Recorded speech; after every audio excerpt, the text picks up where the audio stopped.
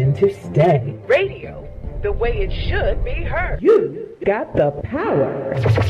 The views and opinions expressed are those of the host and guest and not necessarily those of TalkTainmentRadio.com, the management, the staff, or K&E World Network, LLC.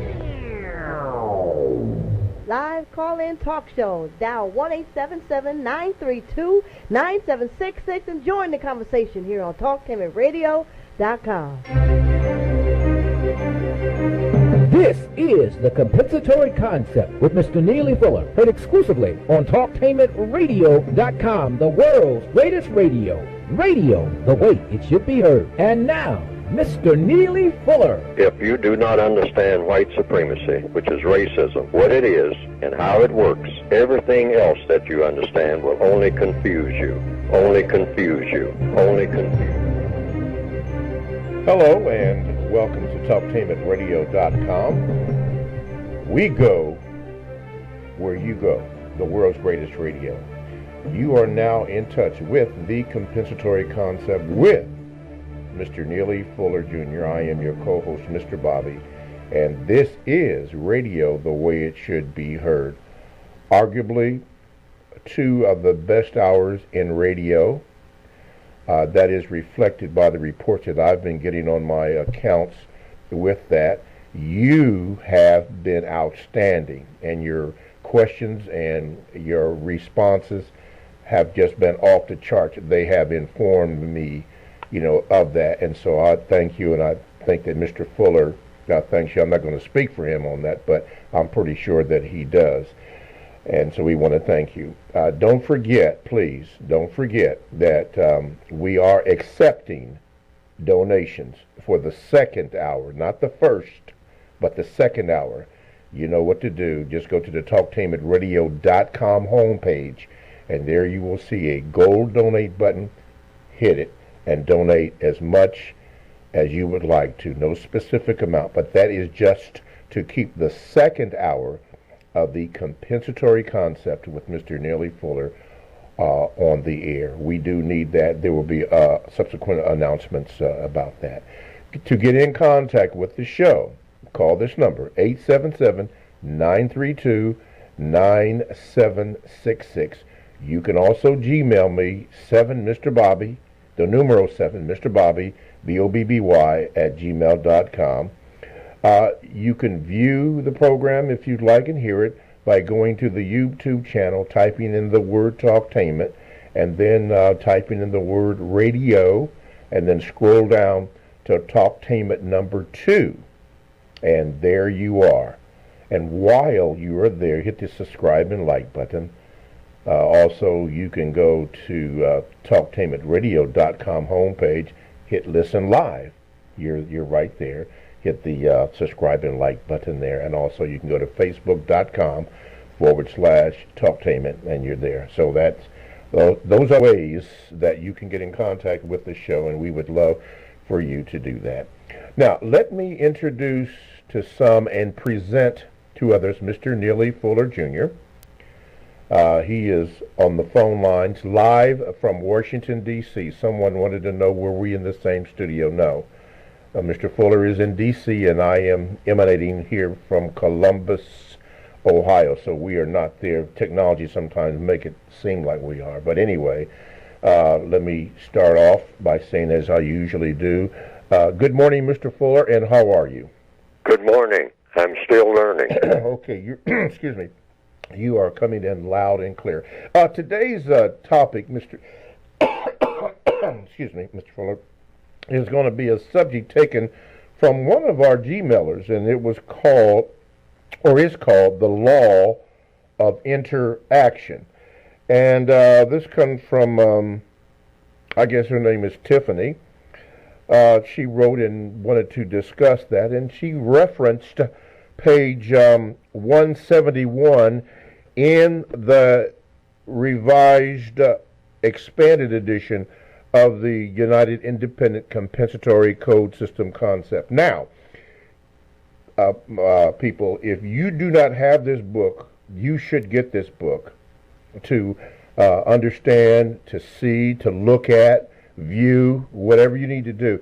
Get the book. Mr. Fuller will talk about the book. later on in the program. But she referenced this page, and Mr. Fuller, page 171 of the Revised Standard Edition, she wrote this, Mr. Fuller. She said, the law of interaction on page 171 states, seek to be in contact with another person only when necessary. Does this law include your spouse? Meaning interact with your spouse only when necessary? Absolutely. Yeah, only when necessary to get something done. And a lot of things are necessary, particularly if you're under the same roof. So you interact anyway. I mean, that's a given anyhow. So, but you seek this contact, by what you say and what you do from one minute to another, and try to make all of these contacts, whether you are under the same roof, in which case you'll have more contact, you might say in a house setting or something like that, than you would in a large museum-type building, where such as a factory or workplace that, say, a block long, and you interact with the poor person or with your co-workers there. But make all of your contacts. You only seek the contact. The word seek, S-E-E-K. You only look to make these contacts when necessary. And make all the contacts have a constructive result. If black people everywhere right now did that, start concentrating, I'm only going to have something to say, I'm going to make contact with people deliberately, even in a house, going from room to room. I'm only going to say something that needs to be said. And that will cut down on what? A lot of misunderstanding. It will cut down on a whole lot of unnecessary arguments. It'll automatically do that. That's the reason for it. You should have a reason for doing everything that you do. Mm-hmm. Because you breathe every minute. Every breath that you take is a great gift from your Creator. So, you breathe. How many times have I been breathing since I've been on the planet? If someone would ask me, millions of times, I guess, but I couldn't give a figure. I'm breathing now. So how could I keep an accurate count of that? Mm-hmm. But every breath that you take, every time you exhale and inhale and exhale and inhale, this is all a gift. And every time you do that, inhale and exhale, not only just when you're talking to someone or something, every time you actually breathe, you are supposed to make that breath count for something of constructive value. Otherwise, you're taking up the Creator's precious time fooling with you. This is according to the code, according to logic, at all. You're on a job, and breathing is a part of that job. And every time you start getting paid by the hour, you're supposed to be paying forward every time you breathe. Look at it that way. Why? Because if you stop breathing, you know what's going to happen. So you take breathing for granted. But that's not supposed to be free. You're supposed to be on a job. Every breath that you take, look at it that way. So in a house, you're interacting with people. Walking down the street, you're interacting with people, even if you're just making eye contact. Mm-hmm. I've spoken to people, white and non-white, just walking down the street, just two people passing each other. Now I'll say good morning. Okay. All right, sometimes they say good morning to me, sometimes not. Sometimes people just roll their eyes and wonder what you're up to. Okay? And that's to be taken for granted, too. I mean, that people will react that way because many times it's a danger signal when you're passing, depending on who it is you're passing on a street, on an isolated street. And all of us, decide of nowhere they want to speak to you, passing by you. All right. And sometimes, you're just being friendly. Good morning, good evening, and people will speak back. But it's okay to do that. But every contact that every person has with another person, every breath that you take, every contact that you make should have a constructive effect, never a non-constructive effect.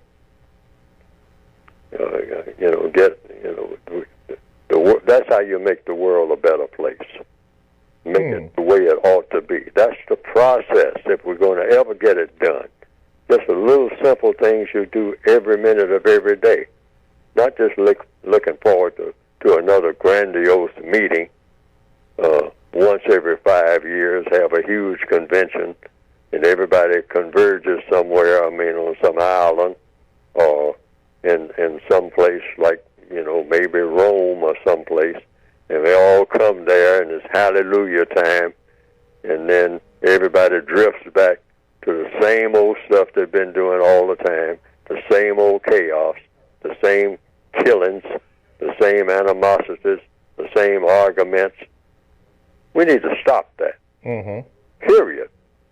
And just make everything that you do each and every day, every contact that you make right there in your own house, have it quiet. Nobody's saying nothing. And when somebody does speak, make that something of maximum constructive value. Even if it's no more than, would you kindly pick your clothes up off the floor? All right. Why? Because somebody's going to trip over them. And they don't need to be there anyway. They need to be in the hamper. Okay. All right. And if you please. And be polite when you do it. Not shout from the other room, get in here and pick these clothes up. Now, that's not constructive. Because that's not going to get a constructive result. Okay. Now, would you say the compensatory counter-racist logic would be that we must focus in on to think, speak, and act at all times? Yes, with logic. In other words, before you speak, you think. Think, thought, speech, action. That's on the cover of the textbook for victims of racism. Think. Might have to think for 2 days before you say one word. And if it takes 2 days to think of something constructive to say, then it takes 2 days. If it takes 2 years, if you can't think of anything constructive to say, just be quiet for 2 years. Absolutely quiet. Don't say anything to anybody until when you open your mouth, you know you're going to have a constructive effect. Yes, sir. It's going to be something that builds up, not tears down, in a constructive manner. So then the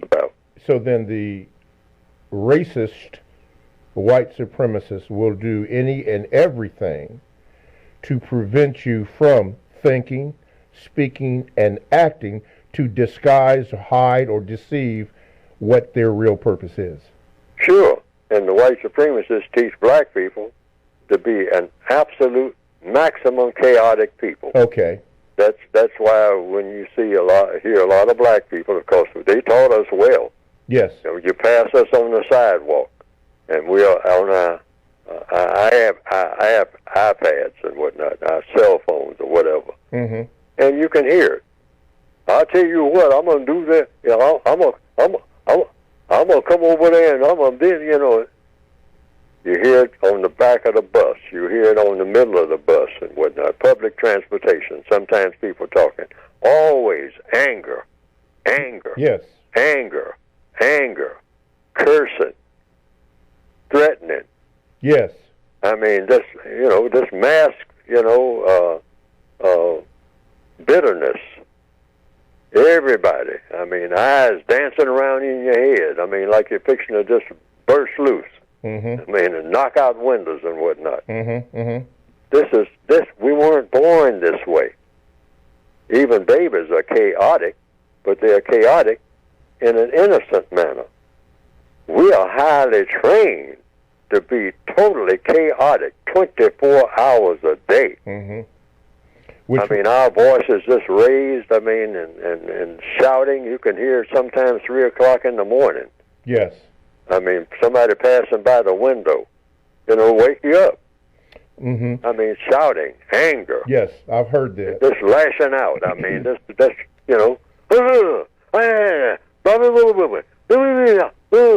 and when you have millions of people doing that, just look at that picture. All right. And is this anything that you would rush to be a part of? But we do. We rush to be a part of it. So that because we have been trained that way. We, meaning the black people of this entire planet, to be completely chaotic. So I mean, directionless people just lashing out here and lashing out there and cursing people out and mad about this and mad about that and looking for something to be mad about and, reacting to other people who are already mad at you about things that they don't even know what it is about. Yes, sir. And then gunfire all over the place, totally chaotic, totally confused, and walking down the street. I mean, even when we're silent, we look like walking train wrecks. Yes, sir. So we're trying to look more so like that. I mean, going out of our way to look like we are a walking train wreck. Oh, yes, yes. Right. I mean, looking in the mirror and saying, now, what can I do to myself to look like I just came out of a train wreck? Yes, sir. Now, I mean, tell the truth. This is the way we are in the Northwestern Hemisphere more than anywhere. So now, would you say, based on your knowledge of thinking, speaking, and acting in a compensatory way, that it is maybe a mandate, or maybe it is a mandate, by the racist white supremacists to keep us unbalanced, because we didn't come here unbalanced, but with all the chaotic and all the foolishness and in every direction, you name it, it's going on, to keep us unbalanced. Absolutely. I mean, a 1-year-old black baby in the Northwestern Hemisphere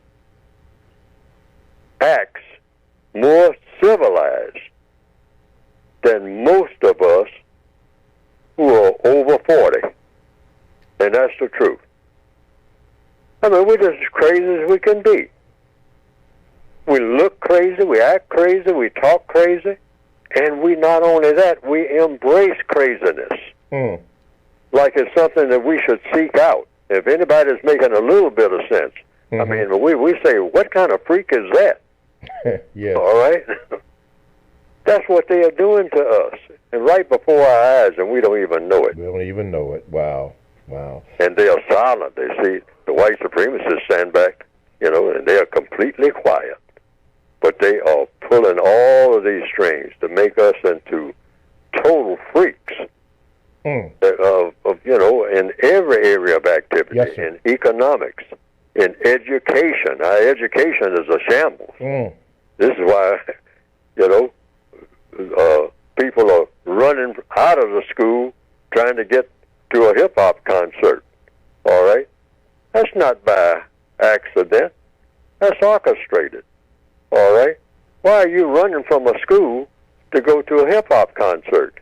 Because the hip-hop concert makes more sense than what they're talking about in school. It really does. That's the way they look at it.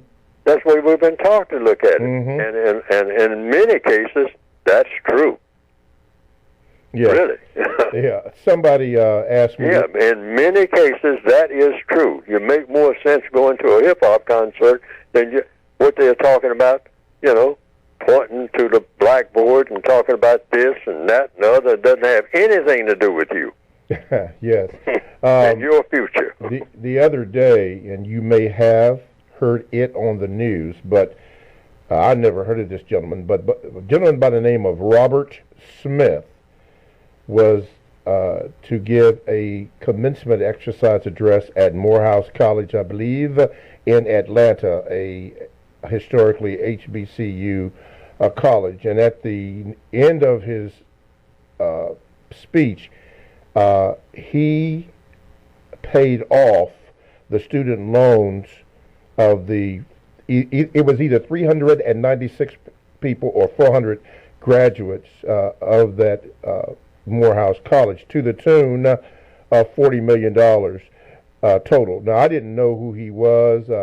He's an eighth generation, according to the information I got.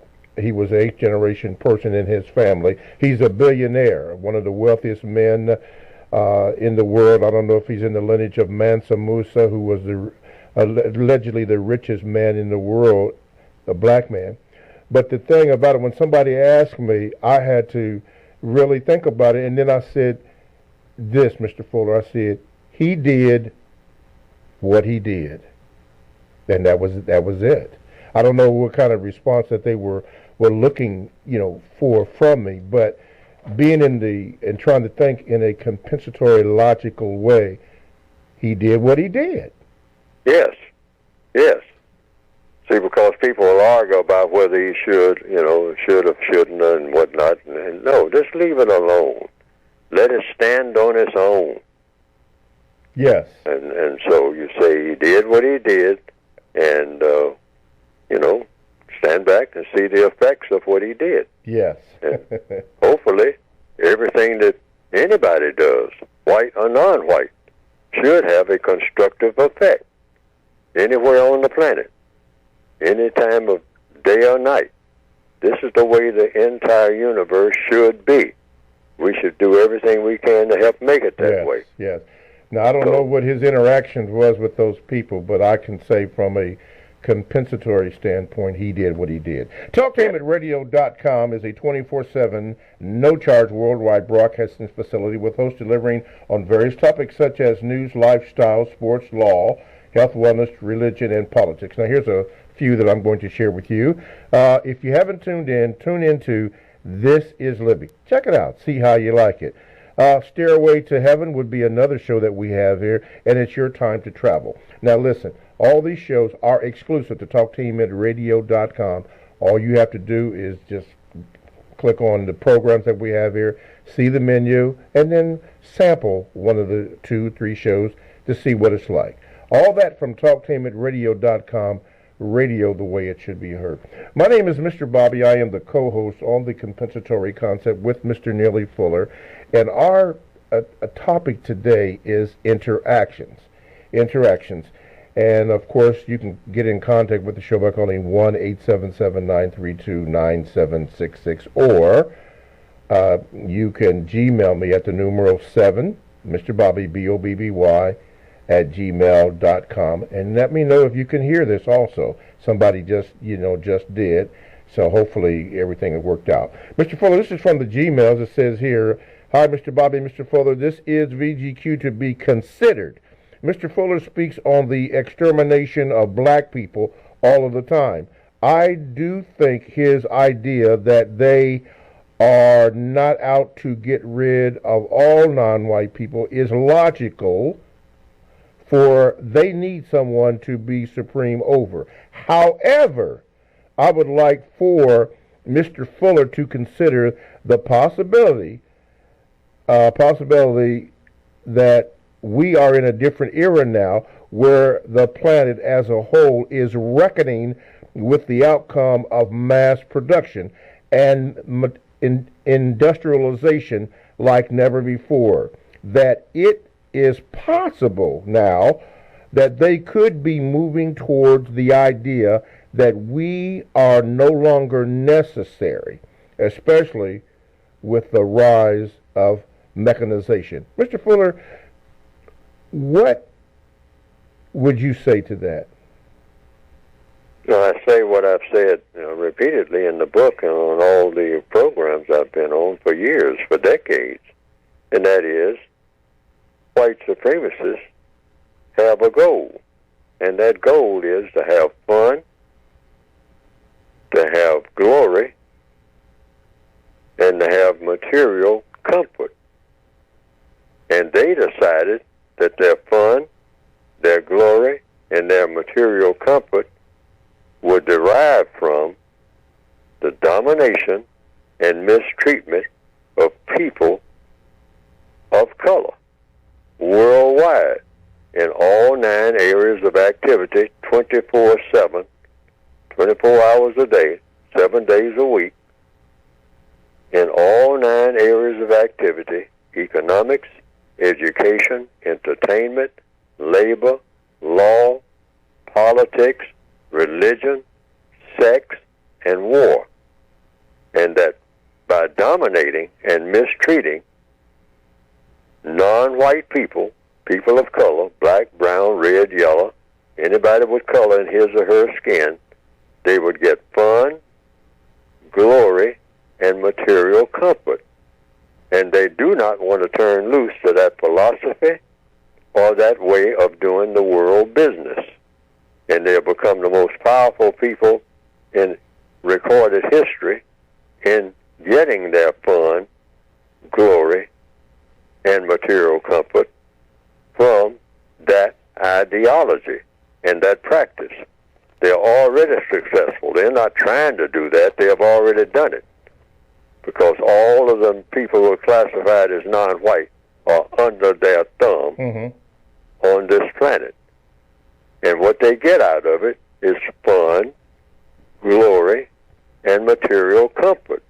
Now, in order to continue this thing called white supremacy, you have to have people to be supreme over. And if you just stop and think about it and observe it, you say, what is racism really for? What is it all about? And it's just for those 3 things. And it has nothing to do directly with what kind of work you're doing or anything. The white supremacists themselves are the most diligent workers on the planet. Nobody works like they work. But they don't work what you call hard. They invented that term. They work smart. And they try to see to it that non-white people work hard, but not work smart. Okay? That's 2 different things. See, but you can say working smart can be hard. Well, it can be, depending on what you mean by hard. But these are just words that can be confusing. Hard work, soft work. Well, any work that accomplishes what you are setting out to do is nothing but work. You can take that hard off of it, and we need to stop even saying that. The code recommends that. Stop saying hard work and easy work. Work is just work. You know, you have to exert more. I used to hear sometimes when I aspired, because I looking for somebody to copy after, so I looked up to black musicians, and I all during school and whatnot, I would be singing songs in my head, sitting in a classroom and all like that, or hearing bands play in my head while the teacher's talking. Okay, because I thought that it'd be nice to be Miles Davis playing a trumpet or Bill Eckstein singing a song and all like that. But when I got around some musicians, they say, well, I'm going to work tonight. And that word work struck me as odd. But see, anything gets to be work when you got to do it. I find to figure that out at a certain point. Everything is work if you have to do it at a time when you don't feel like doing it. And that's whether you're a professional golfer or a basketball player or a skier. A basketball player that's been doing it for years say, I'm going to work. Yeah. Hold it right there, Mr. Fuller. I'm going to come back to that. We have to take a commercial break. We'll come back to you looking up the black musicians. TalkTainmentRadio.com. We go where you go. Download the TalkTainmentRadio.com app to your cell or to your tablet. Podcasts are available. That's radio the way it should be heard. Stay right there. We're going to have Mr. Fuller come back to the point on black musicians that he looked up to until he discovered the word work. We'll have more Gmails, and the phone lines are now open. All that and more coming up next on TalkTainmentRadio.com. Radio the way it should be heard.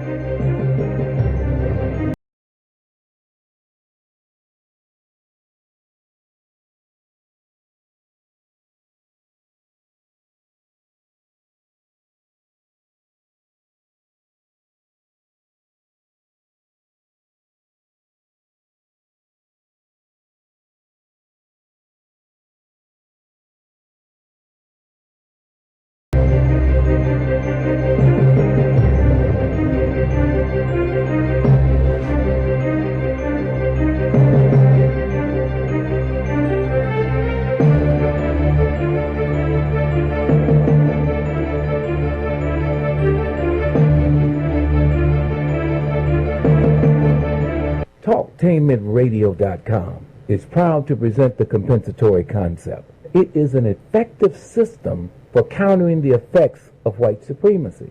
TalkTainmentRadio.com is able to carry the first hour. However, the cost for the second hour is exceeding our limited budget. That is why we ask for your kind assistance in keeping the second hour on the air. If you believe like we do, help us in this struggle for justice. Go to the gold donate button on the TalkTainmentRadio.com web page and hit the gold donate button. That's the gold donate button. And please donate. Help us to keep the second hour of the compensatory concept on the air. Thank you. Are you ready for a high school that allows you to work at a place that is right for you? Are you ready to earn a certification in healthcare, business, or manufacturing while achieving your high school diploma? Then you are ready for Life Skills High School, a free public school option for high school students 16 to 21 years old. Learn more about your free high school educational options at lifeskillshs.org or call them at 1-800-888-7992. Life Skills High School, education that fits your life.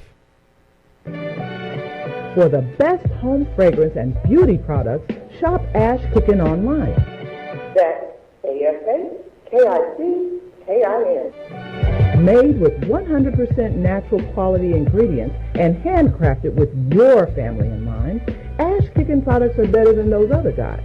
Ash Kickin candles, incense, body butter, face moisturizer, and hair moisturizer are priced just right, and you can get yours at 10% off with coupon code TALK17. Support this 100% black-owned business and get your home and body smelling and feeling all right. That's ASHKICKIN. Shop Ash Kickin online at www.ashkickin.com. Stand by for an important announcement for renters and investors. You have probably heard about this bad economy and high foreclosure rate. I'm here to bring you hope. Every foreclosed property is a blessing or a deal for a new buyer or investor. These properties are selling every day all over Central Ohio for several reasons. They are equity rich, worth tens of thousands of dollars above their price. There is down payment money available and remodeling funds if needed. Don't let the doom and gloom news keep you from your dream of home ownership. Call Lincoln Realty today at 865-9614. That's 865-9614. Call now. Always remember, these times, like all times, are good times if we but know what to do with them. They also have programs for investors who want to get off the couch and run with the big dogs. Call Linco today at 865-9614 or log on to repohomeslist.com. Looking for something special for your club or group? Take a trip. Cruise planners will help you plan the event of a lifetime. Explore exotic places from Africa to Asia, Bermuda to Las Vegas to Hawaii, with special offers that make it affordable and exciting. Click on to www.greatgetawaytrips.com for great deals, or call today at 614-707-SHIP. That's 614-707-7447. Sex Code War by Kahari Inahara, the author of the Essence Magazine bestseller Race Code War, is releasing his second book, Sex Code War. Be on the lookout for Sex Code War. If you or someone you know is abusing drugs and or alcohol and want to stop the abuse, contact APDS at 1409 East Livingston Avenue. Office hours are 9 a.m. to 8 p.m. daily and 9 a.m. to 3 p.m. on Saturday. APDS is certified by the Ohio Department of Mental Health and Addiction Services and primarily funded through the Adam H. Board. Fees are based on your income and Medicaid is always accepted. For more information, call 614-253-4448. This is Al Edmondson, owner of a Cutter Brother Rest Barbershop. I'm calling on all barbers and beauticians. It's time for us to unite as one. We can serve our communities better together. Join the Ohio Black Barber Beauty Network. For more information, visit www.obbn.org or call 614-427-3226 to get more information. Be the change that you want to see in your community. Join our network. Here's an idea. You've heard of the notion of pay it forward? It comes from the 2000 movie Pay It Forward.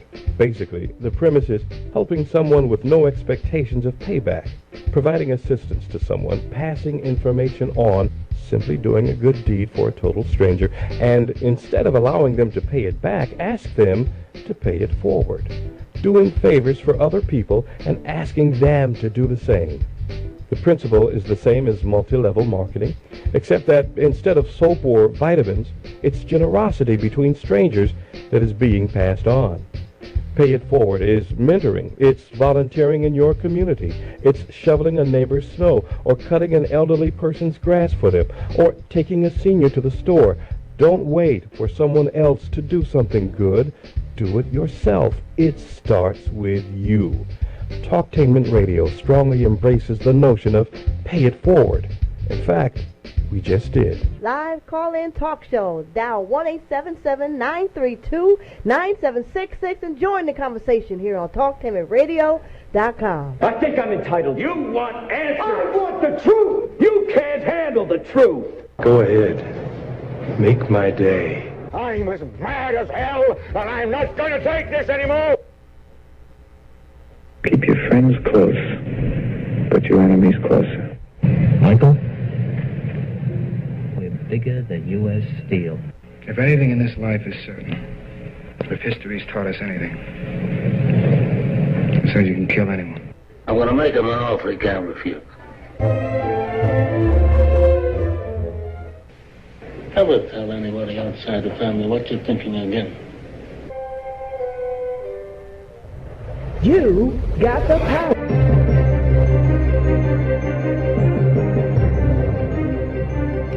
TalktainmentRadio.com, we go where you go. Download the TalktainmentRadio.com app to your cell or to your tablet. That's radio the way it should be heard. My name is Mr. Bobby. I am the co-host on The Compensatory Concept with Mr. Neely Fuller Jr. And our topic today is, excuse me, our topic today is interactions, and we've had Mr. Fuller discuss that. The base of this comes from one of our listeners, name is Tiffany, but she referenced page 171 in the revised, in the revised expanded edition of the compensatory United Independent Compensatory Code System concept. And that's what we've been focusing on. And also Mr. Fuller has been answering your Gmails. Now, Mr. Fuller, before we move on, you were mentioning black musicians that you were looking up to. I think you mentioned Miles Davis and the others, and I guess you had got in contact with them where you found out that they used the word work. Hello, Mr. Fuller?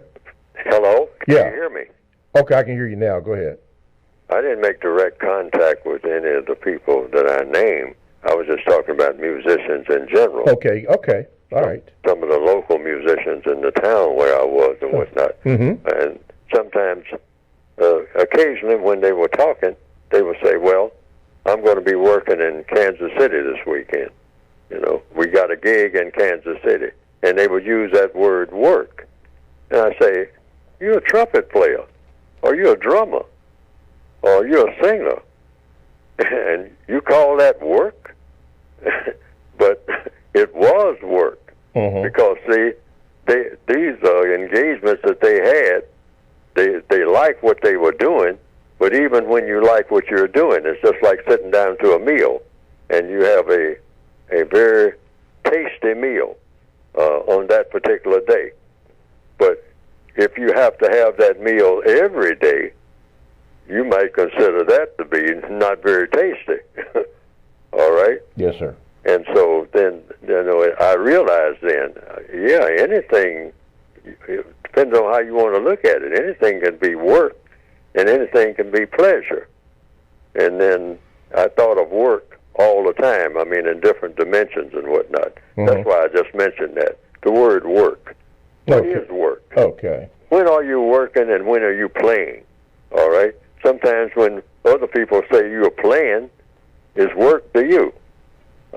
Like one person told me that as a little boy, and I've had that experience in one form or another. I think everybody has. That he went to an amusement park, and the person who was operating the Ferris wheel, was on the job, and he said, "Oh, you're right here in the middle of something that's the equivalent of an amusement park, where all of these lights are glittering and whatnot, and people are having fun and all like that." But he noticed that the person who was running the Ferris wheel didn't, even though he was in the same age bracket or approaching that, just a few years old than the person who was telling me about the story. And he said he noticed that when he mentioned to the person that must be a lot of fun, watching people have fun, being in the middle of everything that is fun. And the person looked at him with a strange look as if to say, "I'm not having fun. This is work." I mean, I'd much rather be somewhere else. And so these are things that people can think about.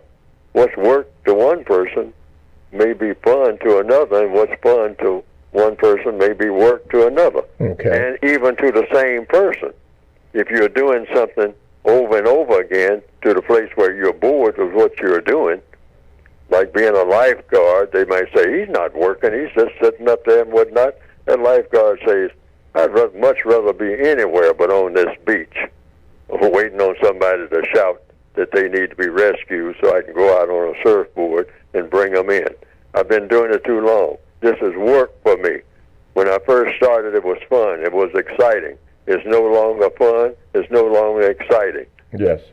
Okay. Going to the Gmails, we have this from Gloria. She said, "Mr. Fuller, would you say that Mr. Smith, Robert Smith, a black billionaire who announced that he would repay the debt of the Morehouse College graduates, is a boy or man manager?" What is the question?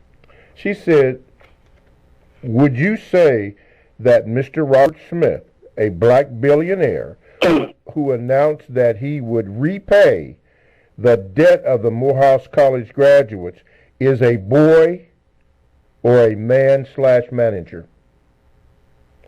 Oh, well, I won't speak specifically of Mr. Robert Smith. I'll just say what the code says about black males, period. Mr. Robert Smith is a black male, correct? So, yes. According to the reports.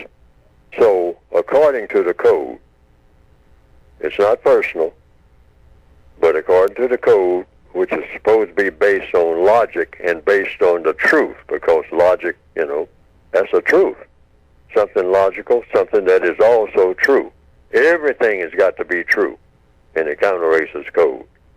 So it comes down to a question of, can a black male be a man in the system of white supremacy? And according to the code, the answer is a flat-out no. It's totally impossible. You can't be a man. You can do this and do that, but only if the white supremacists allow you to. Once you are a prisoner of war, your manhood is gone. Your womanhood is gone. You are just a POW. Once you're a slave, manhood, womanhood is gone. As long as you're in that condition. And in the system of white supremacy, if you're classified as black in 2019, anywhere on the planet, you cannot, it's absolutely impossible for you to be a man or a woman.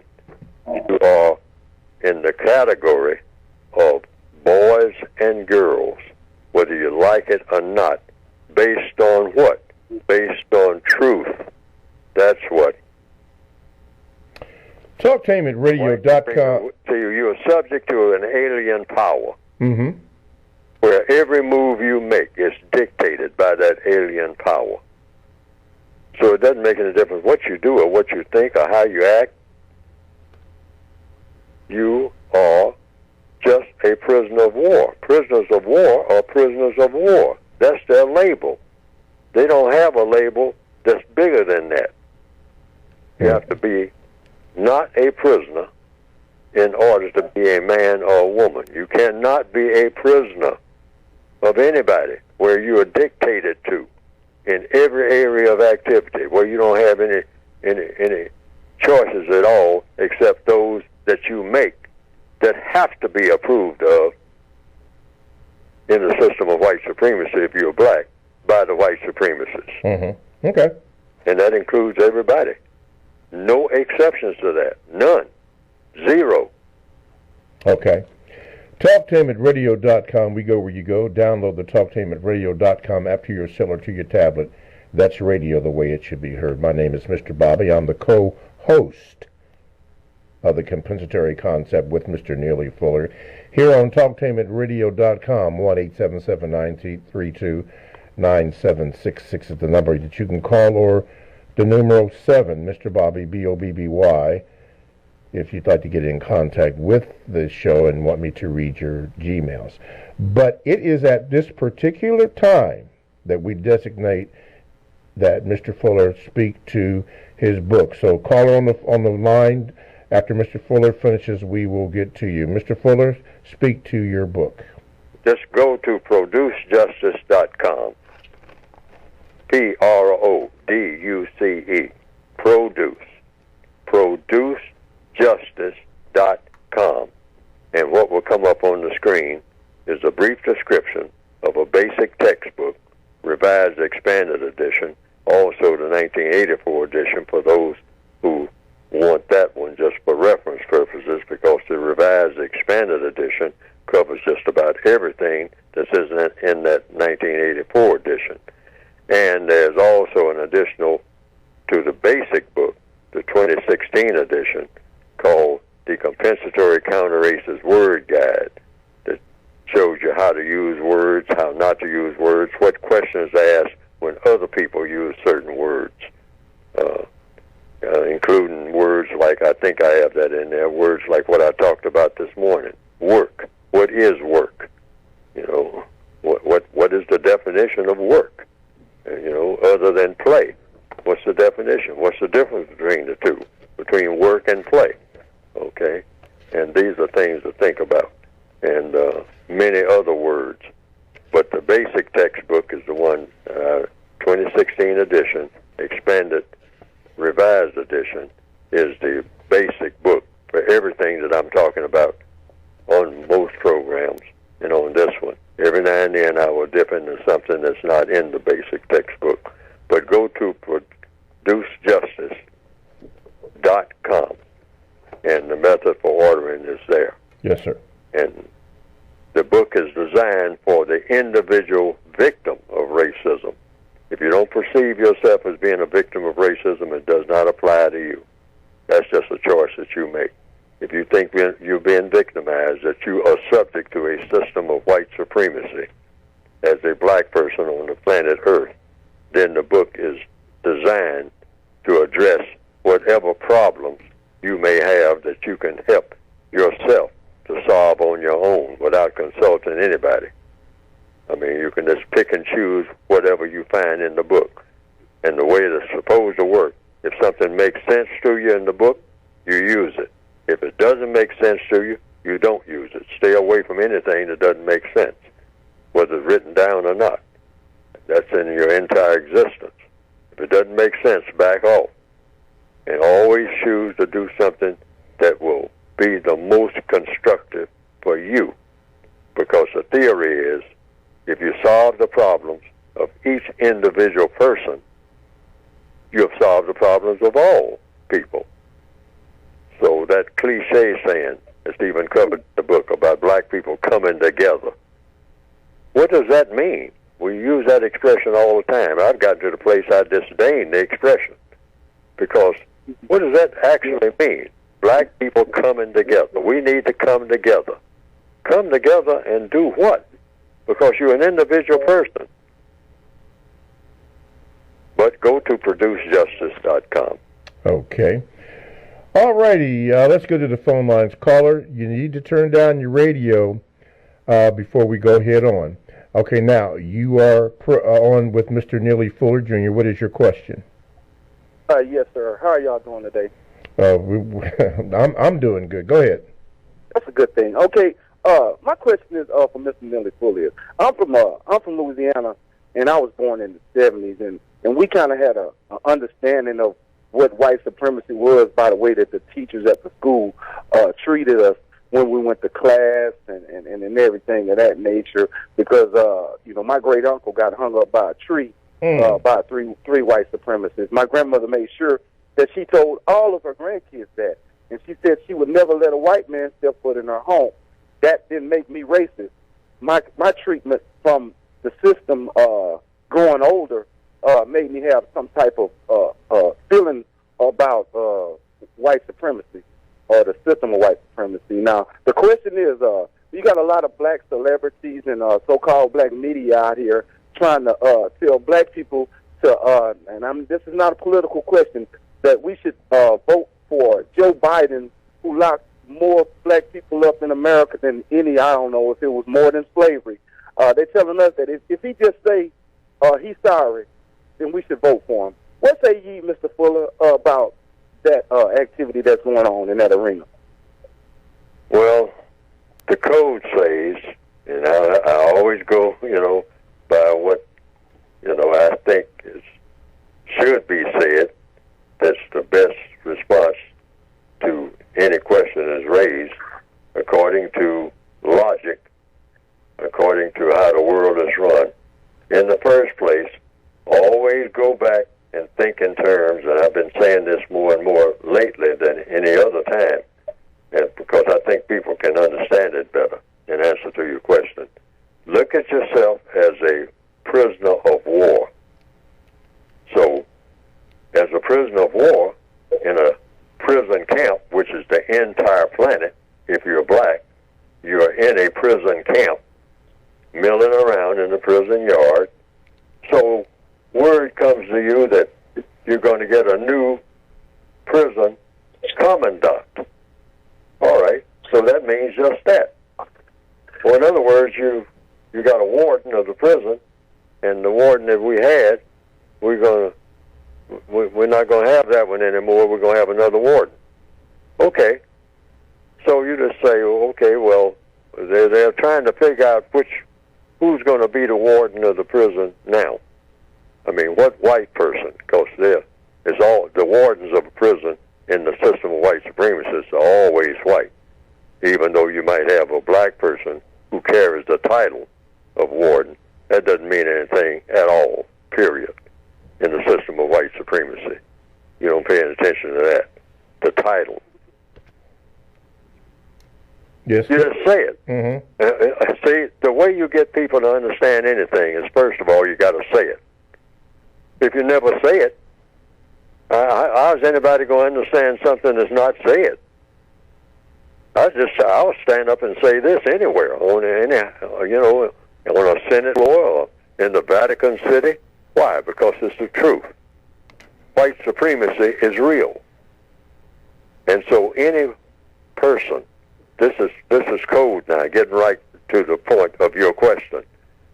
Any white person who is able to be a racist probably is one. That's code doctrine. You don't deviate from that, not 1 inch under any circumstance, because that is the only way to get to the truth and to solve this race problem. You have to do that. That's not an option.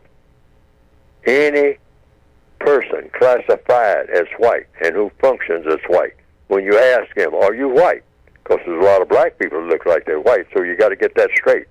All right? You just simply say, sir, are you white? And if the person says, yes, I'm a white man. All right? I'm a white man. That's what I am. I'm a white woman. That's what I am. Okay. So to a non-white person in the system of white supremacy, it's an absolute must that you suspect that white person as being a racist until proven what? until proven to you, not to somebody else. See, you can't take somebody else's word for anything, getting to the point of your question. You don't take anybody's word. Not even your closest confidant would not say.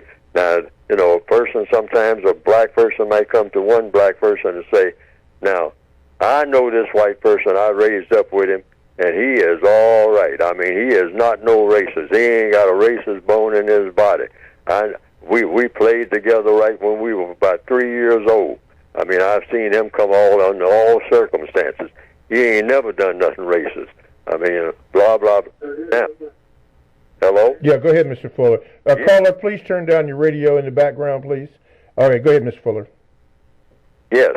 Now, when you hear this, you say, oh, that's fine. You don't argue. You never argue about anything that's got to do with racism or anything else if you can avoid it. Never get in an argument. Have a conversation.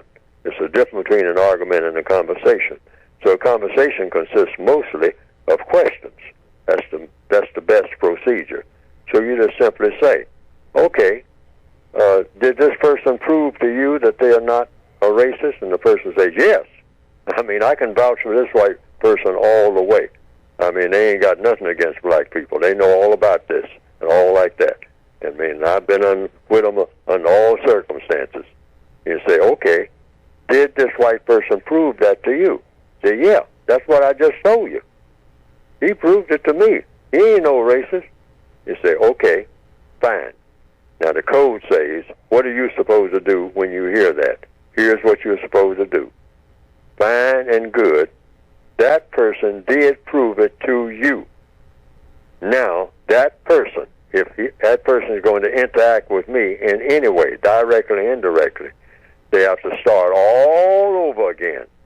And what they prove to you, they're going to have to prove it to me. Because by the code, I cannot take your word for a white person not being a racist. That's mandatory. No black person should ever take another black person's word that some white person is not a racist. That is an absolute no-no. That white person has to step forward and prove it all over to you. They probably spent 40 years proving it to that other black person. Now they just might have to spend 40 years proving it to you. That's the way that's got to work. See, we got to have strict rules. In dealing with racism, you got to have strict rules. You got to have a code. That's the one thing that we don't have. Okay. All right. Thank you, Louisiana, for your call here. Appreciate that.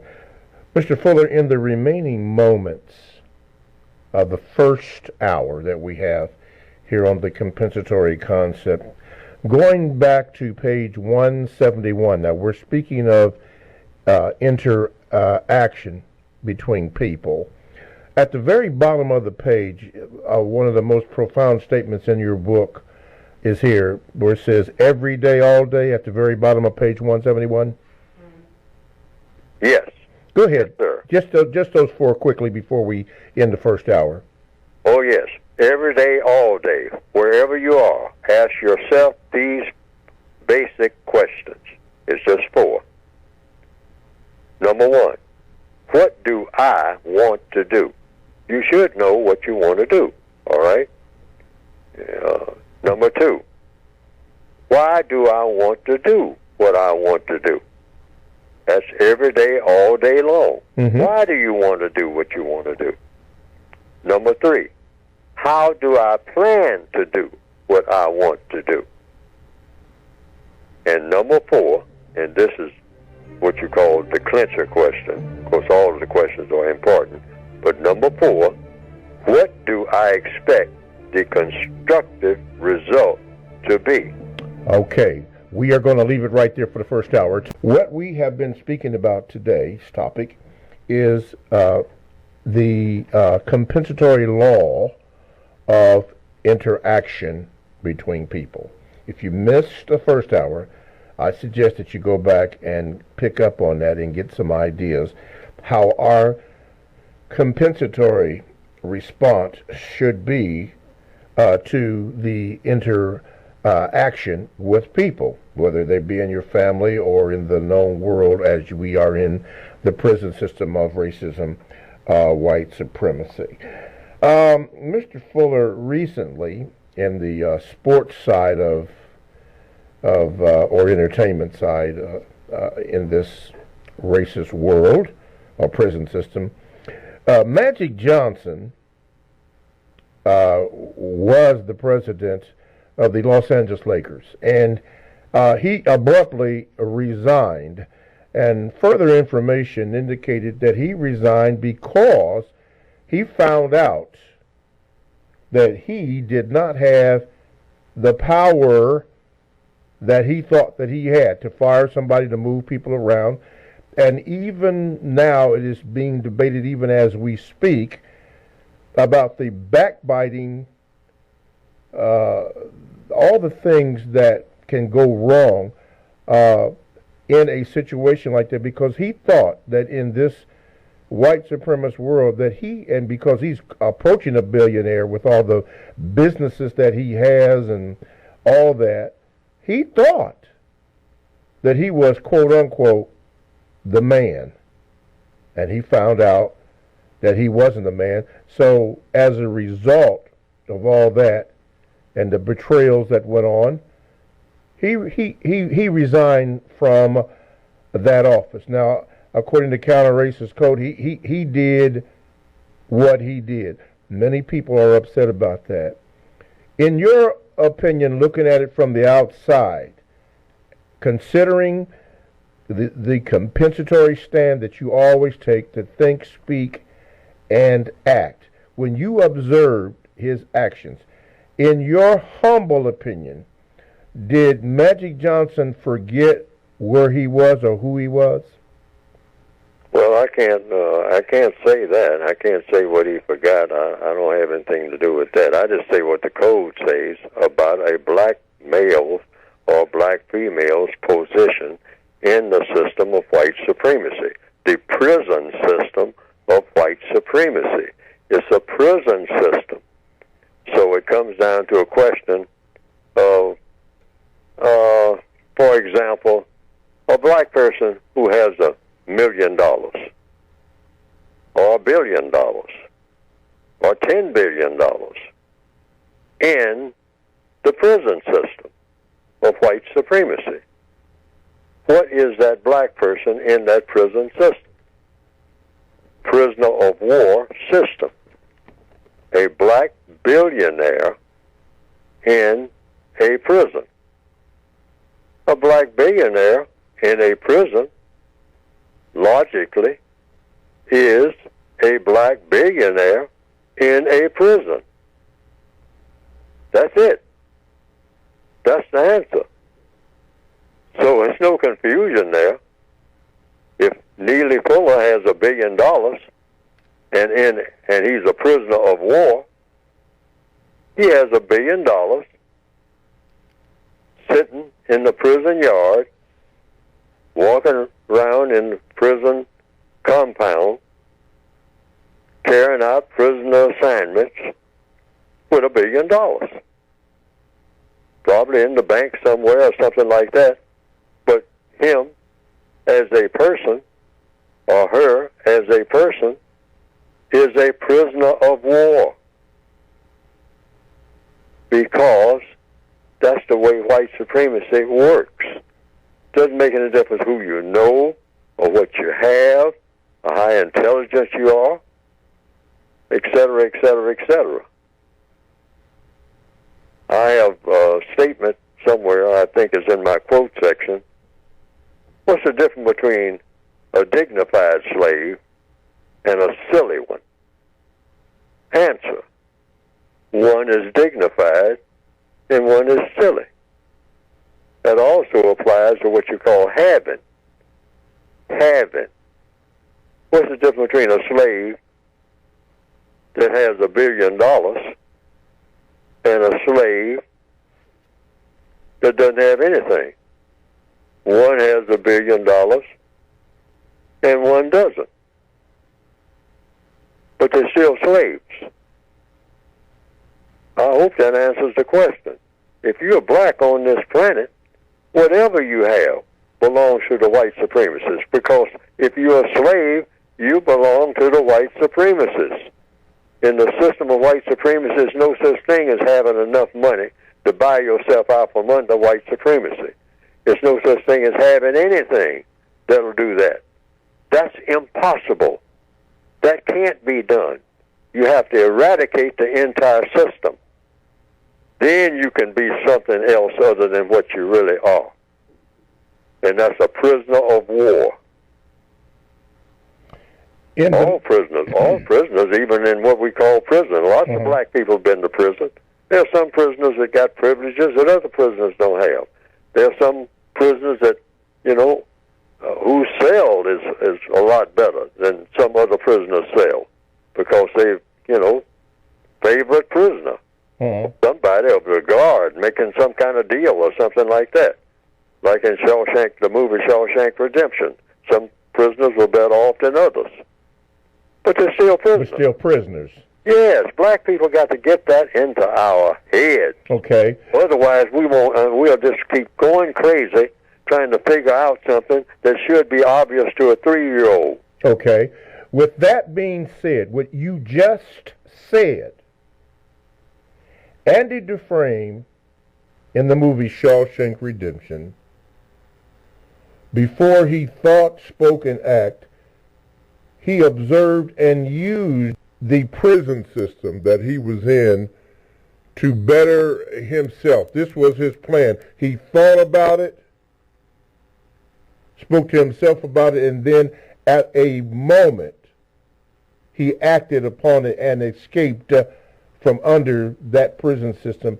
Is this what we as black folk in this prison system of white supremacy, is this what our focus should be on, how to get out from under the system by using the system as what Andy Dufresne did in the movie?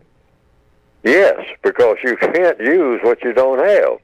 If you're in a prison, you can't just walk around every day imagining that you're outside the prison and start acting like you're outside the prison. When you're in the prison. When you're in the prison. A lot of black people think they can pull that off, that magic trick. It's not going to work. That's not going to happen. You cannot pretend that you're outside of the prison and say, I'm going to do this and I'm going to do that, like you're outside of the prison. No, you're not going to do anything except the warden tells you to do or allows you to do, or something you can figure out to do that the warden already knows about. Just like the guard, the master guard in Shawshank Redemption, Byron Hadley, I think that was his name, the character in the movie. He went into the cell, Andy Dufresne's cell, and he said, there's some contraband here, but nothing to get worked up about. See what I mean? They can raid your cell anytime they get ready. You're in their cell. You're in their prison. If you're a billionaire, a black billionaire, they can take all that money, or they can declare your money null and void, say that you got it bogusly, so therefore you no longer have it. And how do they do that? Just simply say it. That's all they got to do. And wink at their buddy that agrees with it and say, well, have we all agreed that this black person with this $2 billion doesn't really have $2 billion? They don't have nothing. They're back on welfare. I mean, in the welfare line, you drawing a welfare check. Yeah. Why? Because we said so. Why? Because we are prison masters. They forgot that, but we don't forget it. How can we forget it when we are the masters? They have a master. They can forget it, but anytime we let them know it, they shouldn't be amazed. And every now and then, these black people, some of them might. I'm not singling out anybody. I'm just saying this is the way the system of white supremacy works. Always, don't ever let yourself think that you have escaped their grip. Yes. By anything that you do, as long as this system is in place. Okay. Period. There's no such thing as some black person figuring out, I know how to get around all this. Yeah, you keep thinking that. That's when you get tripped up. Okay. You're on their planet, period. All right. This is Gmail from Still Learning Javari. He says this, Mr. Fuller, when whites refer to themselves as white, when they are really pink or pale, that means they are choosing to be a member of the white classification. This means they are saying that they deserve more rights and opportunities in life because of their skin color. They refer to us as black when we are really brown, so this means we deserve less in life. This makes whites feel good. Anyone that calls themselves white is therefore a racist by default, whether they are overt about it or not. Anyone that calls themselves black is also participating in the system of white supremacy. We are not black. We are brown, and we do not deserve less based on our skin color. Still Learning Javari. Mr. Fuller? Well, according to the code, if you're not white as a person, if you're not classified as white, then you are something less than white. By less meaning you're supposed to have less power, less choices than a person who is classified as white in all 9 areas of activity, wherever you are on the planet. It doesn't make any difference what shade of black you might be. Black, brown, red, yellow, beige, slang term, red bone, whatever. If the question is, are you white or not? That's it. You don't even have to go into the shades of color. Shades of color, just shades of color. White is non-color. That's why they call people of color colored people. People that have color. If you're white, white is not a color except when you're talking about paint. If you're talking about people, you're talking about a category of people who are supposed to be eligible to be white supremacists. That doesn't say, a lot of black people are white. If you look at their skin color, they're really white. We got some of them in our families, extended families, if not in the immediate family, so-called. All right? Even though in the system of white supremacy, there's no such thing as a black family anyway. I mean, that's a myth. That's something made up. That's something black people walk around thinking they got. Prisoners of war don't have families. All right?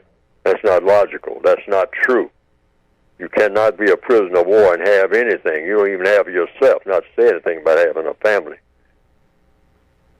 And the white supremacists prove that over and over again, all the time, right in our face. You don't have nothing. You don't even have yourself. Mm-hmm. You just got me as your boss. That's all you got. And it'll stay that way, and that's what drives you black people crazy. Mm-hmm. Because you don't understand how we do that and what your status really is. That's why you're crazy like we have made you. And you act crazy. And you will be in this state as long as I have power over you. We have to understand that. Prisoners of war. I keep saying that over and over again. What does a prisoner of war have? That's the question. A prisoner of war has nothing, even when they think they have something. Once you're a prisoner of war, you're just a number. Yes. And once you're a prisoner of war in the system of white supremacy, you're just a color. That's all that you have. And you don't even have that, because the white supremacists would walk up to you and say what color you are, on any given day. All right? Or what color anything is. If the white supremacists say, you look up at a black person, you say, oh, the sky is blue. And the white supremacist said, no, the sky is gray. And the black person will say, well, I'm looking at it, and I can see, I know a blue sky, I ain't afraid. Mm-hmm. And the white supremacists say, what did I say, boy? I say the sky is gray. Now, you going to prove to me that the sky is blue? What are you going to use as proof? Well, I got sense. I can see it. I can see that the sky is blue. I know blue when I see it. The sky is blue today. It ain't gray. And the white supremacist said, what did I just say to you? They say, well, are you going to make me say that the sky is blue? Now, that's the white supremacist talking to a black person anywhere on this planet right now. Are you going to make me say that when I just told you, boy, that the sky is gray? Yeah, but nothing. Yeah, but you don't overrule me under any circumstance. I don't care what you're looking at. You say you got a wife. I say you haven't. Your wife belongs to me. Now, prove that she doesn't. Because I can prove that she does because I own you. And that means what? And this is very important when the white supremacists are talking. If I own you, what do you own? Just answer that question. Stop and think about it. If somebody owns me, then what do I own? I don't own anything because whoever owns me owns everything that I claim is mine. And that gets back to that answer about somebody saying something about a basketball player, having this and having that. Under the system of white supremacy, if you're black, you have absolutely nothing.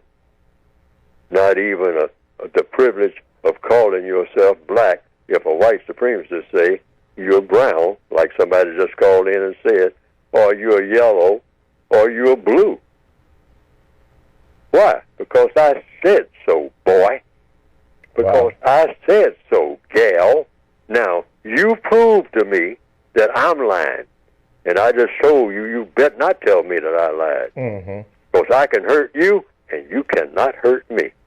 That's the bottom line, folks. Yes, sir. That's the bottom line. I can hurt you a whole lot more than you can hurt me. And every non-white person on this planet that ever attempted to do that, we laugh at them. And we say, bring it on. Because now that's the bottom line. Can you prove it by force? Because that's what you're going to take to do it, to change what I just told you. Sky being gray instead of blue. Okay. We're talking about interactions between people in the system of white supremacy racism. But right now, TalkTameRadio.com is a 24/7, no-charge worldwide broadcasting facility with hosts delivering on various topics such as news, lifestyle, sports, law, health, wellness, religion, and his politics. Now, here's a couple shows, or a few shows that I'm going to mention. The Quay Morgan Hill Show, Wiggins World of Wellness, and Everlasting Life. Now, these three particular shows are exclusive to TalkTameRadio.com. And all you have to do is go to the TalkTameRadio.com homepage, and at the very top, click on Programs to get a sample of the programs that you can listen to and what we have available. Just sample them and see if you like them or not. You might find something that is interesting to you. Just go to the TalkTameRadio.com homepage, click on Programs, and you're there. All that from TalkTameRadio.com. That is radio the way it should be heard. My name is Mr. Bobby. I am the co-host on The Compensatory Concept with Mr. Neely Fuller Jr., and we're speaking of interactions between people. If you'd like to call in, you can do so by calling 1-877-932-9766, and we'll have Mr. Fuller address your questions or even your comments via YouTube, 7Mr. Bobby, at gmail.com. Pardon me for a little thing in the voice there. Mr. Fuller, this has come up, and I guess I'm going to mention it now, concerning your book. There have been several people that have contacted me about that, and you know that we dedicate a certain portion of our show to, of your show rather, speaking to the book, but I thought this was interesting. It says, can you find out if Mr. Fuller is the seller of his books on Amazon? I see the compensatory code on Amazon, and he has never mentioned it being sold on Amazon to my knowledge. If he is the seller, I will buy the book from Amazon. if he's not, I hope he's getting some of the proceeds from the sale. And I spoke with somebody in your camp about that, so we got that straight. And you've always mentioned on this program that you can get the book by going to producejustice.com, and that will solve all of the problems there. She also wrote this. Please also let Mr. Fuller know that Amazon has a process in place where he can make a formal complaint, and they can contact the fake seller and request a cease and desist order. A lot of companies in China have recently been exposed for copying any and everything to make money on Amazon. But like you have said, Mr. Fuller, and like I said, I spoke with some representatives from your camp, the easiest way to do that, to avoid all that confusion, is to go to producejustice.com, and that will solve all the problem. What say you to that, Mr. Fuller? Yes, sir. That's it. Go to producejustice.com, and any controversy is eliminated by just doing that. That's what I've been told. Okay. Now, to answer this lady's question, you have not, to yourself, been in contact with Amazon and none of their people or anything. Is that correct? No, everything is done through producejustice.com, and they do have an arrangement with Amazon. But that's if whatever that arrangement is, that's legit.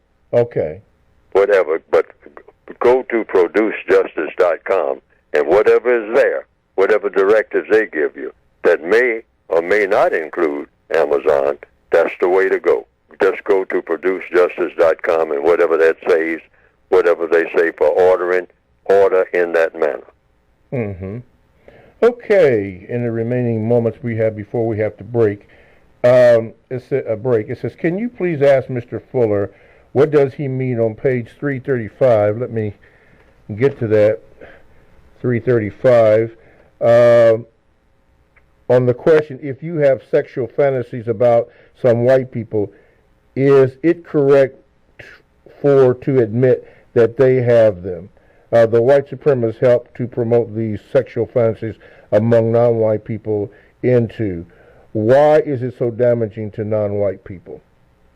So I'm turning right now to page 335. See, that's why it's important to have the book right there. When somebody asks a question, you can do that. Now, he says 335. I don't know where you want to start it, but I guess you have that, Mr. Fuller? I have it. I guess you can start in the middle where it says question if during the existence of white supremacy.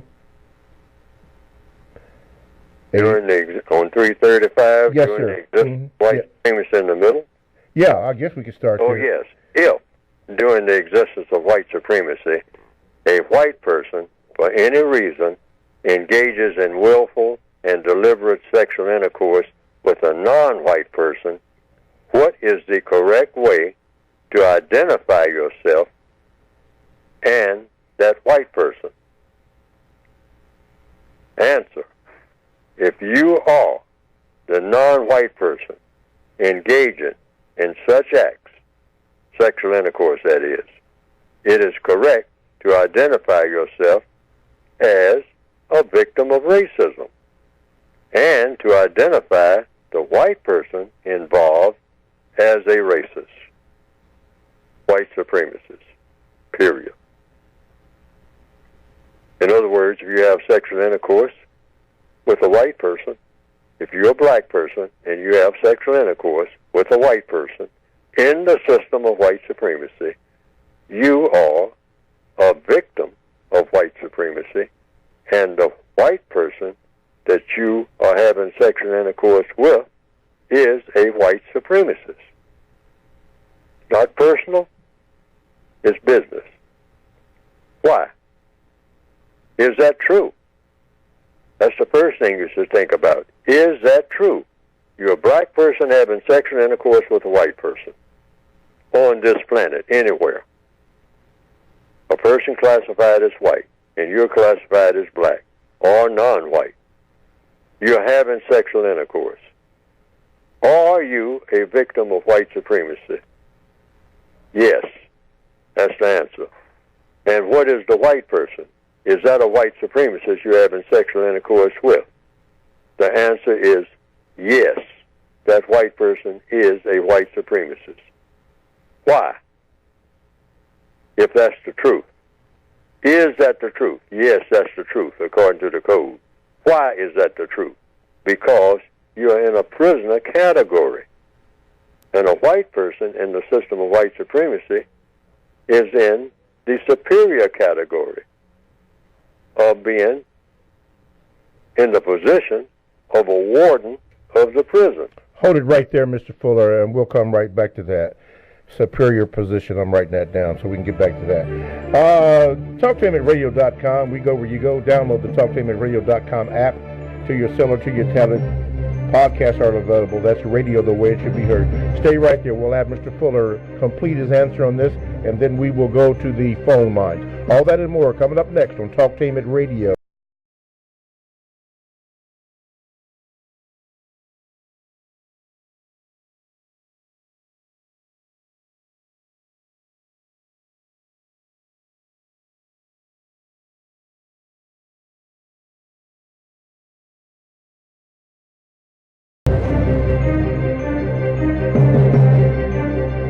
TalkTainmentRadio.com is proud to present the compensatory concept. It is an effective system for countering the effects of white supremacy. TalkTainmentRadio.com is able to carry the first hour. However, the cost for the second hour is exceeding our limited budget. That is why we ask for your kind assistance in keeping the second hour on the air. If you believe like we do, help us in this struggle for justice. Go to the gold donate button on the TalkTainmentRadio.com web page and hit the gold donate button.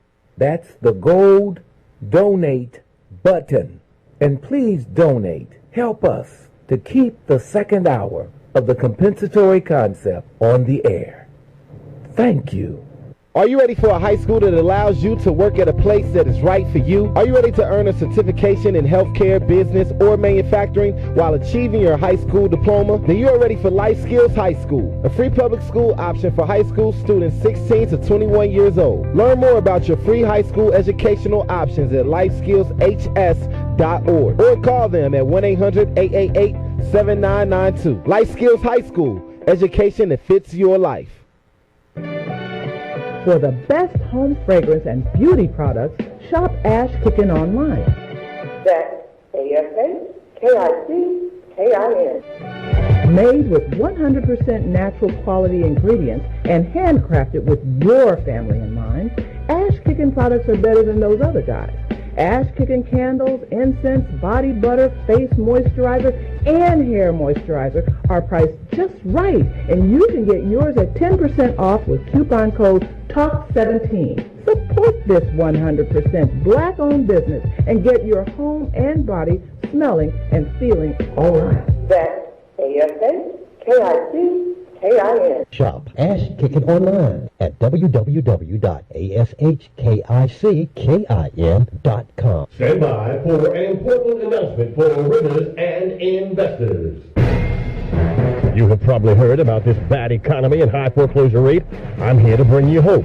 Every foreclosed property is a blessing or a deal for a new buyer or investor. These properties are selling every day all over Central Ohio for several reasons. They are equity rich, worth tens of thousands of dollars above their price. There is down payment money available and remodeling funds if needed. Don't let the doom and gloom news keep you from your dream of home ownership. Call Lincoln Realty today at 865-9614. That's 865-9614. Call now. Always remember, these times, like all times, are good times if we but know what to do with them. They also have programs for investors who want to get off the couch and run with the big dogs. Call Linco today at 865-94 or log on to repohomeslist.com. This is Al Edmondson, owner of a Cut Above the Rest barbershop. I'm calling on all barbers and beauticians. It's time for us to unite as one. We can serve our communities better together. Join the Ohio Black Barber Beauty Network. For more information, visit www.obbn.org or call 614-427-3226 to get more information. Be the change that you want to see in your community. Join our network. Looking for something special for your club or group? Take a trip. Cruise planners will help you plan the event of a lifetime. Explore exotic places from Africa to Asia, Bermuda to Las Vegas to Hawaii, with special offers that make it affordable and exciting. Click on to www.greatgetawaytrips.com for great deals, or call today at 614-707-SHIP. That's 614-707-7447. Sex Code War by Kahari Inahara, the author of the Essence Magazine bestseller Race Code War, is releasing his second book, Sex Code War. Be on the lookout for Sex Code War. If you or someone you know is abusing drugs and or alcohol and want to stop the abuse, contact APDS at 1409 East Livingston Avenue. Office hours are 9 a.m. to 8 p.m. daily and 9 a.m. to 3 p.m. on Saturday. APDS is certified by the Ohio Department of Mental Health and Addiction Services and primarily funded through the Adam H. Board. Fees are based on your income and Medicaid is always accepted. For more information, call 614-253-4448. Here's an idea. You've heard of the notion of pay it forward? It comes from the 2000 movie Pay It Forward. Basically, the premise is helping someone with no expectations of payback, providing assistance to someone, passing information on, simply doing a good deed for a total stranger, and instead of allowing them to pay it back, ask them to pay it forward. Doing favors for other people and asking them to do the same.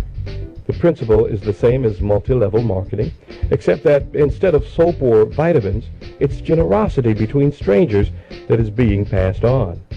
Pay It Forward is mentoring. It's volunteering in your community. It's shoveling a neighbor's snow, or cutting an elderly person's grass for them, or taking a senior to the store.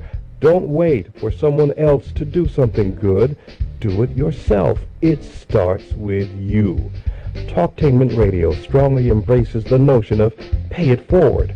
In fact, we just did. Live call-in talk show. Dial 1-877-932-9766 and join the conversation here on TalkTainmentRadio.com. I think I'm entitled. You want answers. I want the truth. You can't handle the truth. Go ahead. Make my day. I'm as mad as hell, and I'm not going to take this anymore. Keep your friends close, but your enemies closer. Michael, we're bigger than U.S. Steel. If anything in this life is certain, if history's taught us anything, it says you can kill anyone. I'm going to make him an offer he can't refuse. Never tell anybody outside the family what you're thinking again. You got the power. You actually do have the power. You just don't realize that you do. TalkTainmentRadio.com. We go where you go. Download the TalkTainmentRadio.com app to your cellular, to your tablet. That is radio, the way it should be heard. My name is Mr. Bobby. I am the co-host on The Compensatory Concept with Mr. Neely Fuller Jr. And, of course, you know we've been discussing interactions between people. And we want Mr. Fuller to finish his thought, and then we will go to the caller. You were speaking about white people in the superior sexual position, Mr. Fuller. Yeah, go ahead. Yeah, go ahead. I'm sorry. Go ahead. And I think I may have finished that. Oh, okay. See, but all a black person has to really remember, any black person who's listening to this program, are you a prisoner of war?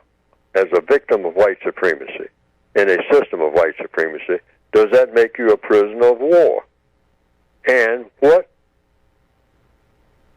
is the status of a prisoner of war? What does a prisoner of war have that he or she can call his or her own? Well, if you stop and think about it, nothing except the label of prisoner of war. That's all you really have. everything else that you have absolute control over is not you having absolute control over anything. You have very little control over anything except you can commit suicide. You have access to that.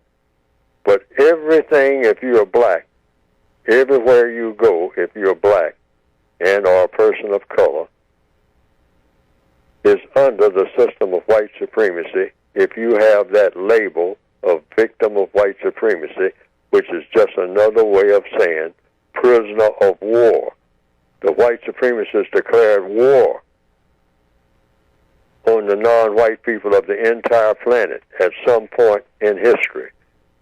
And they, so far, have been winning the war. Now, I say have been winning because the war isn't over. The war isn't over until every non-white person stops resisting. That's when it's over. You have non-white people who are speaking and are acting, trying to eliminate racism. As long as you have that, the war isn't over. But in the interim, every non-white person on the planet is a prisoner of war to the white supremacists, those white people who have chosen to be white supremacists. We're already prisoners. We were born in prison because the system was in place and has been in place long enough that it takes in all of the people who have been born since it's been in place. Some people say it's been in place as long as 2,000 years. Some people say, no, it's just been about 400 to 600 years altogether. Mm-hmm. See, but I don't know. Okay. But I do know that it's in place now because I've never heard of any non-white people anywhere on the planet who can stand up and truthfully say, the white supremacists don't tell me what to do, and I better do it. I tell them what to do, if anything, because they don't boss me at all. Yeah, I'm my own boss. Yeah, I don't know of any non-white people anywhere on the planet who can declare that and then prove it when the white supremacists say, put that to a test. Yeah, that's what Magic Johnson just found out. Let's go to the phone lines. Caller, you are now on with Mr. Neely Fuller Jr. What is your question? Hi, can you hear me? Yes. I just would like to continue. Mr. Fuller and I were dialoguing during the break, so the listeners probably missed it. But I asked Mr. Fuller about a few questions I had regarding the labor area of people activity, as I'm going to be starting into a new employment position next week, and I was just trying to be as non-confused and codified as I can be in that position. And Mr. Fuller advised about constructive versus non-constructive. So I would just like Mr. Fuller to be able to give me his compensatory definition of what constructive is. Results. Even, toddlers, babies can sometimes tell the difference without anybody saying anything. It's just by making, because it's all about comparison. See? Something that builds up, something that's not doing anybody any harm. Okay? And basically, we're talking about the production of justice, which is what? Guaranteeing that nobody's mistreated. That's not constructive. Anytime anybody's being mistreated, that is not constructive. That is not constructive if somebody's being mistreated. I don't care who it is. And the other is everybody getting the constructive help that they need. Food, if you're sitting, I sometimes give this illustration. When you're at lunchtime, on a job or anywhere else, you're going to lunch. When you sit down and you look at what's on that plate, there's one question going on here. What you are fixing to put into your body is going to have a constructive effect or a non-constructive effect.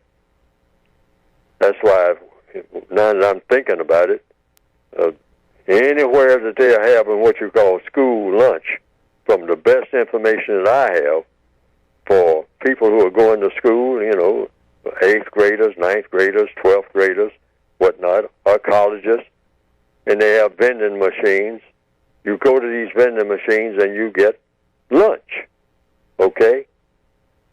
Now, in these vending machines, they have something called sodas. Now, from everything that I have been told, sodas are non-constructive, every last one of them. I don't care what kind of label they have on them. So you don't drink that. If you're going to drink fruit juice, just eat fruit. Real fruit, which most people have been taught is practically something that you pass up. All right? Fruit and vegetables. But even animals understand fruit and vegetables, not something artificial made in a factory. It tastes excellent, all right? But that's a form of drug, just like cocaine or anything else. That's all that is. If it is what people report are the ingredients that are in it.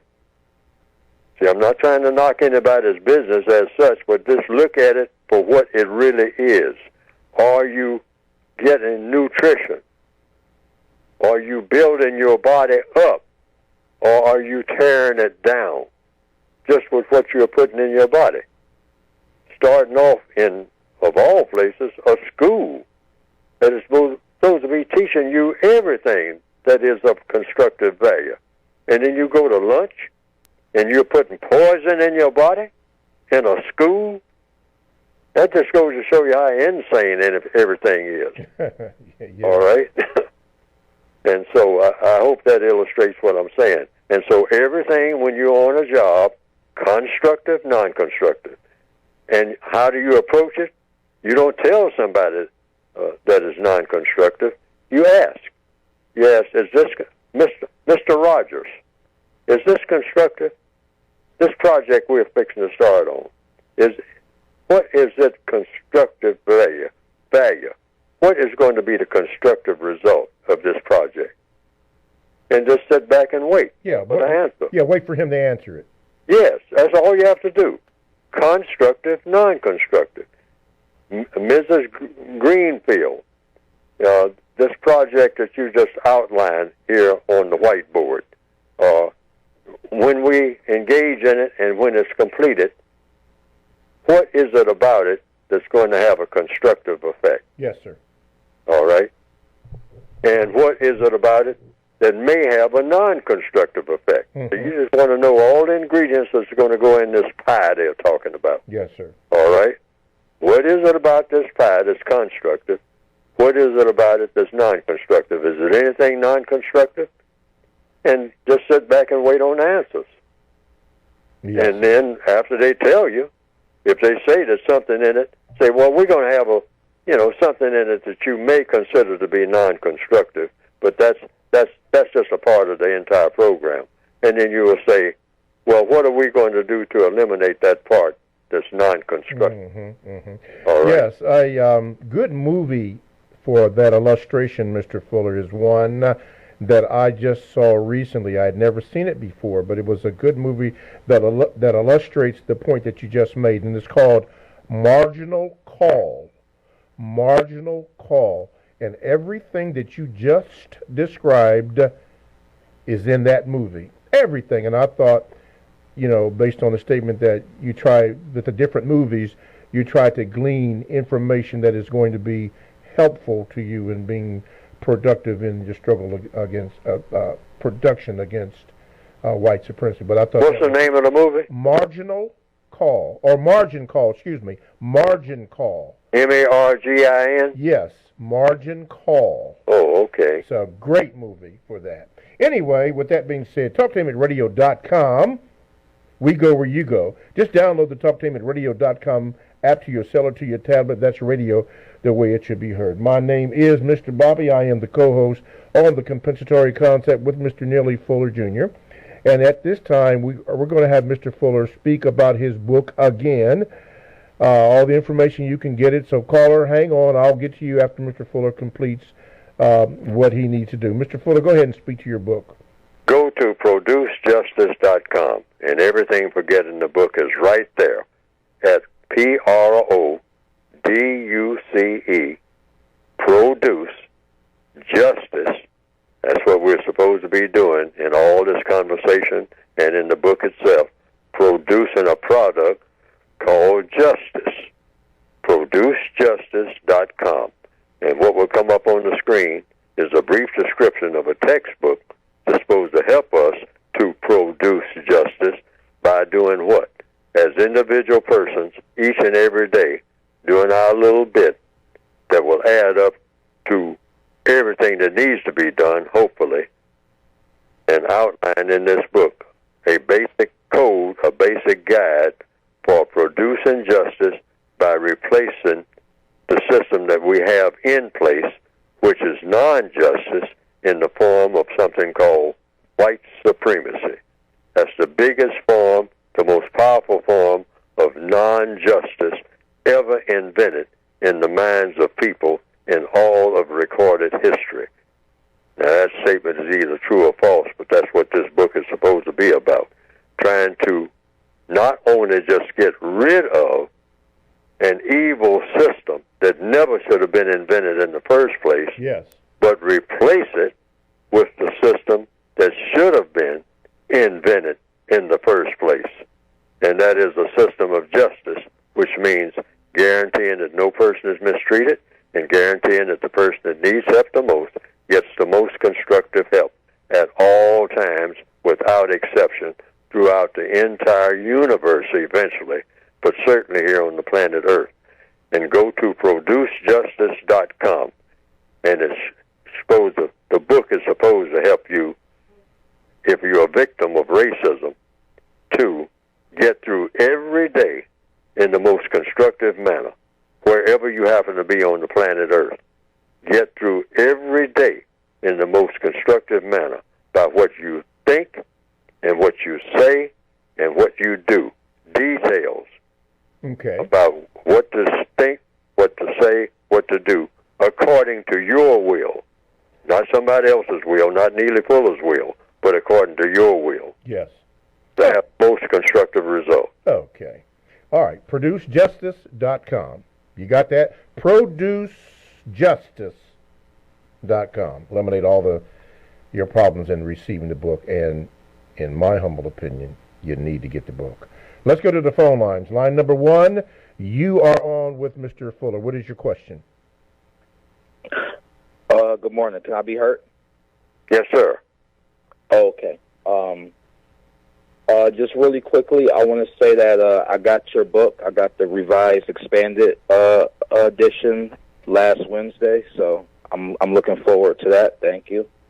I have 2 really quick questions. The first question is, I don't know exactly which program it was, but you were talking about death and killings, and you made an excellent point. You said that even hearing about somebody dying should be so taboo. It should be so taboo that people they don't even believe it. They're like, "Wait, what? You're telling me that person killed another person?" I was wondering if you could speak on that a little bit more, because when I thought about death and killings, this is how it really should be. It should be so taboo. Yes, and to reiterate, when we finally get to that stage that I say every person, white, non-white, male, female, everybody, should be trying to become universal man with universal woman, with all of the most constructive characteristics that a person can ever have. That should be our ultimate goal. Not just to strut around being proud of having done this and that and whatnot, all this little petty stuff that the white supremacists like doing, just strutting around mistreating people. They get a lot of thrill out of that. Do away with all of that, any type of mistreatment, and having a world that some people might call utopia. Well, why not? Shangri-La, Oz. Why not have the world the way that it ought to be and should have been right from day one? And that is, people, when it comes to something like a person killing a person, and I've said this on previous programs, I envision that is something that I would like to see going on right this minute. But since we don't have it, we got to work to get it. Should be working to get it. That when a person even hears about one person killing another person, nobody will believe it. Somebody, just in, you might say, quote, unquote, dinner time conversation, they say, you know, I heard tale of a person pushing another person off a cliff about 30 years ago. And, hey, Ralph, did you hear that? You say, what's that you heard? That's Ralph talking now. Uh-huh. Yeah, I heard that about 30 years ago, in a little island somewhere off the coast of Australia, a person pushed another person off of a cliff deliberately. Oh, you mean a person walked up to another person and deliberately pushed them off a cliff? Say, yeah, and the person died. And they deliberately did that? Say, when was this? About 30 years ago. I heard it 30 years ago, you know. I don't know whether it happened exactly then and all like that. That rumor's been going around. It's been going around all over the world, you know. Have you heard that? No, I haven't heard that, but you're telling me about it. But, I mean, who would do something like that? That's the way conversation should be going on right now among black people and everybody, all right? Right this minute in 2019. All people should be talking that way when it comes to killing. One person killing another. That just sounds so absurd that nobody should, you know, conversation should be nobody, hey, somebody killing somebody? You mean to say, yeah, I heard, you know, a long time ago people used to do that. They used to have something called wars. What do they call it? Wars. Where people got medals for killing people. Yeah. And everybody's supposed to say, man, that's one of the dumbest things I've ever heard. You got to be lying. What's your second question, sir? Okay. The second question is really deep. I wanted to ask, either logically or from the code, what does it say about God helping people? Like, you have a lot of talk of God should be helping people, or this, you know, Jesus or God or whoever you want to call him is coming back. What does the code or logically thinking say about why God hasn't helped the world yet? I know that's kind of deep, but I was just wondering about that one. Okay, thank you very much for your question. Mr. Fuller? Well, the code says three things when it comes to the subject of casual or serious conversation about religion. You ask three things, questions. See, everything in codification is about questions and answers. So, what are the three questions? What is the name of your religion? When a person starts talking about anything dealing with religion, you just ask that person, wait a minute, are you talking about a religion that you have? And if the person says yes, you'll say, does the religion have a name? Okay. And if the person says yes, you say, what is the name of your religion? Okay. And so when the person gives you the name of the religion, you got that down, you say, okay.